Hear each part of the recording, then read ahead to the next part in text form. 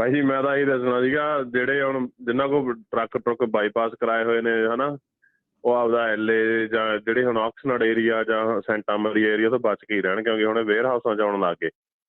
ਪਿਛਲੇ ਮਹੀਨੇ ਮੈਨੂੰ ਮੈਂ ਲੋਡ ਲਾ ਕੇ ਵੇਅਰ ਹਾਊਸ ਦੇ ਵਿੱਚ ਹੀ ਸਾਈਡ 'ਤੇ ਬੈਠਾ ਸੀ, ਮੈਂ ਰੋਟੀ ਖਾਂਦਾ ਸੀਗਾ, ਆ ਕੇ ਮੇਰੇ ਟਰੱਕ ਦਾ ਨੌਕ ਕਰਕੇ ਕਹਿੰਦਾ ਮੈਂ ਤੇਰਾ ਚੈੱਕ ਕਰਨਾ ਰੀਫਰ ਦਾ, ਅਤੇ ਮੈਨੂੰ ਟਿਕਟ ਦੇ ਗਿਆ। ਬਾਈ ਜੀ ਹੁਣ ਮੇਰੀ ਕੁਸ਼ਚਨ ਮੇਰਾ ਇਹ ਆ, ਜਿਵੇਂ ਹੁਣ ਚਲੋ ਮੇਰੇ ਕੋਲ ਪੁਰਾਣੀ ਯੂਨਿਟ ਤਾਂ ਸੀਗੀ ਹੈ ਨਾ, SB 230 ਆ, ਰਮਨ ਬਾਈ ਜੀ ਨੂੰ ਪਤਾ। ਮੇਰੇ ਜਦੋਂ ਬਾਈ ਜੀ ਆਪਾਂ ਇਹ ਲੈਂਦੇ ਹਾਂ ਯੂਨਿਟ, ਇਹ 7 ਸਾਲ ਇਹਦਾ ਇੰਜਣ ਕਹਿੰਦੇ ਆ ਵੀ ਵਧੀਆ ਵਾ, ਉਸ ਤੋਂ ਬਾਅਦ ਪੋਲਿਊਸ਼ਨ ਕ੍ਰੀਏਟ ਕਰਦਾ, ਮੰਨ ਲਿਆ 7 ਸਾਲ ਬਾਅਦ। ਪਰ ਮੇਰੇ ਵਾਲੇ ਇਹਨੂੰ ਇੰਜਣ ਨੂੰ ਪ੍ਰੋਬਲਮ ਆਈ ਸੀਗੀ, ਇਹਦਾ ਗੈਸਕਟ 2 ਵਾਰੀ ਲੀਕ ਹੋ ਗਿਆ। ਜੇ ਦੂਜੀ ਵਾਰ ਗੈਸਕਟ ਇਹਦਾ ਲੀਕ ਹੋ ਜਾਵੇ ਤਾਂ ਆਪਾਂ ਨੂੰ ਉਹ ਬ੍ਰਾਂਡ ਨਿਊ ਇੰਜਣ ਨਵਾਂ ਧਰ ਕੇ ਦਿੰਦੇ ਆ ਥਰਮੋ ਕਿੰਗ ਵਾਲੇ। ਸੋ ਮੇਰਾ 2 ਸਾਲ ਪਹਿਲਾਂ ਉਹਨਾਂ ਨੇ ਮੇਰੇ ਰੀਫਰ ਦਾ ਬ੍ਰਾਂਡ ਨਿਊ ਇੰਜਣ ਧਰ ਕੇ ਦਿੱਤਾ ਅੰਡਰ ਵਾਰੰਟੀ। ਸੋ ਮੈਨੂੰ ਉਹ ਕਹਿੰਦੇ ਵੀ ਤੇਰਾ ਹੁਣ ਉਹ ਇੰਜਣ ਵੀ ਉੱਥੇ ਹੀ ਕੈਲਕੂਲੇਟ ਕੀਤਾ ਜਾਊ। ਹੁਣ ਮੰਨ ਲਿਆ ਠੀਕ ਆ, ਪੋਲਿਊਸ਼ਨ ਕੰਟਰੋਲ ਕਰਦੇ ਨੇ ਇਹ ਹੈ ਨਾ, ਪਰ ਜੇ ਤੁਸੀਂ ਬ੍ਰਾਂਡ ਨਿਊ ਇੰਜਣ ਵੇਚਦੇ ਹੋ ਤਾਂ ਉਹ 7 ਸਾਲ ਚੱਲ ਸਕਦਾ, ਅਤੇ under warranty brand new engine 7 ਸਾਲ ਕਿਉਂ ਨਹੀਂ ਚੱਲ ਸਕਦਾ ਜੀ?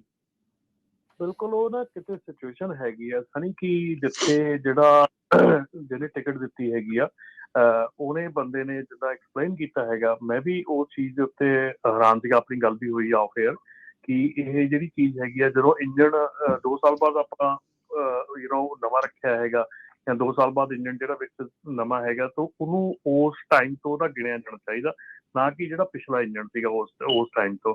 ਸੋ ਇਹ ਜਿਹੜੀ ਸਿਚੁਏਸ਼ਨ ਹੈਗੀ, ਆਪਾਂ ਜੇ ਤੁਸੀਂ ਕਹੋਗੇ ਤਾਂ ਆਪਾਂ ਕਾਰਬਨ ਨੂੰ ਡਾਇਰੈਕਟਲੀ ਕਾਲ ਕਰਕੇ ਵੀ ਆਪਾਂ ਗੱਲ ਕਰ ਸਕਦੇ ਹਾਂ, ਉਹਨਾਂ ਨਾਲ ਪੁੱਛ ਸਕਦੇ ਹਾਂ ਵੀ ਕੀ ਸਿਚੁਏਸ਼ਨ ਹੈ, ਕਿਉਂ ਇੱਦਾਂ ਕੀਤਾ ਗਿਆ, ਪਰ ਡੈਫੀਨੇਟਲੀ ਇੱਦਾਂ ਹੋਣਾ ਨਹੀਂ ਚਾਹੀਦਾ।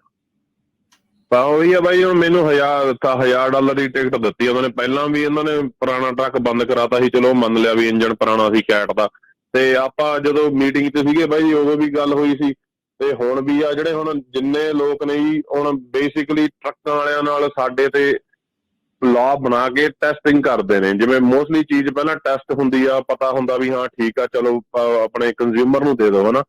ਡੈਫ ਵਾਲਾ ਸਿਸਟਮ ਲਾਤਾ, ਲੋਕਾਂ ਦੇ ਬੁਰੇ ਹਾਲ ਹੋਏ ਪਏ ਨੇ ਜੀ, ਇੰਨੀ ਜ਼ਿਆਦਾ ਪ੍ਰੋਬਲਮ ਆਉਂਦੀ ਆ। ਜਿਹੜੇ ਪੁਰਾਣੇ ਟਰੱਕ ਸੀਗੇ ਠੀਕ ਆ, ਪੋਲਿਊਸ਼ਨ ਤਾਂ ਕਰਦੇ ਸੀ ਮੰਨ ਲਿਆ ਜੇ ਇਹਨਾਂ ਦੇ ਅਕੋਰਡਿੰਗ, ਅਤੇ ਉਹ ਪਰ ਟਰੱਕ ਖਰਾਬ ਨਹੀਂ ਹੁੰਦੇ ਸੀਗੇ। ਹੁਣ ਜੇ ਇਹਨਾਂ ਨੇ ਟਰੱਕ ਵੀ ਮਹਿੰਗੇ ਕਰਨੇ ਆ ਅਤੇ ਸਿਸਟਮ ਵੀ ਲਾਉਣੇ ਆ, ਪਰ ਐਟਲੀਸਟ ਉਹਦੀ ਇੰਨੀ ਕੁ ਤਾਂ ਟੈਸਟਿੰਗ ਹੋਣੀ ਚਾਹੇ ਵੀ ਬੰਦਾ ਆਪਦਾ ਲੋਡ ਤਾਂ ਲਾਈ ਜਾਵੇ। ਕਿੰਨੇ ਮੁੰਡੇ ਵਿਚਾਰੇ ਬੈਂਕਰਪਟ ਹੋਏ ਨੇ ਇਹਦੇ ਕਰਕੇ। ਬਿਲਕੁਲ ਸਨੀ, ਇਹ ਉਦੋਂ ਮੀਟਿੰਗ ਦੇ ਵਿੱਚ ਵੀ ਆਪਾਂ ਇਹ ਮੁੱਦਾ ਰੱਖਿਆ ਸੀਗਾ ਕਿ ਇਹ ਅੱਜ ਤੁਸੀਂ ਸਮੋਕ ਚੈੱਕ ਕਿਉਂ ਸ਼ੁਰੂ ਕੀਤਾ ਹੈ, ਵਾਈ ਨਾਟ ਇਹ 2010, 11, 12 'ਚ ਸਮੋਕ ਚੈੱਕ ਸ਼ੁਰੂ ਕੀਤਾ ਜਾਂਦਾ, ਜਦੋਂ ਪੁਰਾਣੇ ਟਰੱਕ ਜਿਹੜੇ ਆ ਉਹਨਾਂ ਨੂੰ ਸਮੋਕ ਚੈੱਕ ਕਰ ਲਓ। ਜੇ ਉਹ ਨਹੀਂ ਪਾਸ ਹੁੰਦੇ ਤਾਂ ਦੱਸੋ ਵੀ ਨਹੀਂ ਪਾਸ ਹੁੰਦੇ, ਉਹਨੂੰ ਕੱਢ ਦਿਓ। ਜਿਹੜਾ ਪਾਸ ਹੁੰਦਾ ਉਹ ਤਾਂ ਚੱਲਣਾ ਚਾਹੀਦਾ ਸੀਗਾ ਨਾ।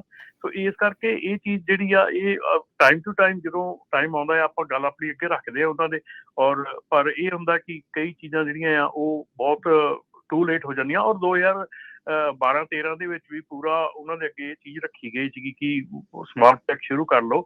ਸਮੋਕ ਚੈੱਕ ਸ਼ੁਰੂ ਕਰਕੇ ਟਰੱਕ ਜਿਹੜੇ ਆ ਇਹਨਾਂ ਨੂੰ ਪਹਿਲਾਂ ਸਮੋਕ ਕਰੋ। ਜੇ ਟਰੱਕ ਨਹੀਂ ਹੈਗਾ ਕਾਬਲ ਚੱਲਣ ਦੇ ਕੈਲੀਫੋਰਨੀਆ ਰੋਡ 'ਤੇ, ਫਿਰ ਨਾ ਚੱਲਣ ਦਿਓ, ਪਰ ਜੇ ਉਹ ਕਾਬਲ ਹੈਗਾ ਫਿਰ ਤਾਂ ਚੱਲਣਾ ਚਾਹੀਦਾ। ਪਰ ਗੱਲਾਂ ਜਿਹੜੀਆਂ ਉਹ ਰਹਿ ਜਾਂਦੀਆਂ ਪਿੱਛੇ।